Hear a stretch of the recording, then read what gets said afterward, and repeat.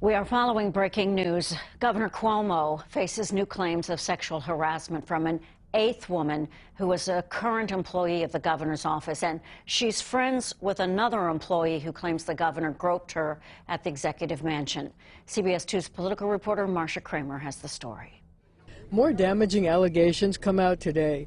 Alyssa McGrath, an employee of the governor's office, telling the New York Times of a series of unsettling interactions with the governor. Mr. Cuomo would ogle her body, remark on her looks, and make suggestive comments to her and another executive aide, the newspaper reported. McGrath, the first current employee to speak publicly about allegations of sexual harassment, is close friends with another woman who has accused the governor of groping her breasts in the executive mansion. She froze when he started doing that stuff to her, McGrath said of the woman who has not been identified. She also claimed that a coworker told her that the governor had asked her not to talk about the alleged incident, knowing that the two women, quote, regularly spoke and texted about their interactions with Mr. Cuomo, close quote.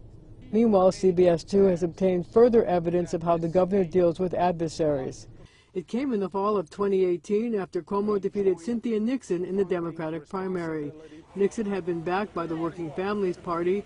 A leader of the party told Cuomo it would now back him in the general election because he was better than a Republican.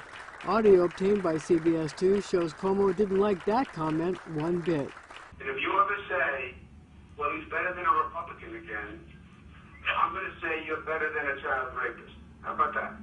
Team Cuomo says the governor has no recollection of that conversation.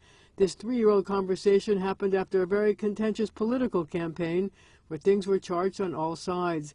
He doesn't remember it occurring, said spokesman Rich Azzopardi, adding it was hyperbole to illustrate the offensive nature of the WFP's own name-calling. Compounding the governor's problems, the Wall Street Journal says a federal investigation into the administration's nursing home actions is now looking into legislation that originated in the governor's office to protect doctors, nurses, hospitals, and nursing homes from lawsuits and criminal liability related to the pandemic.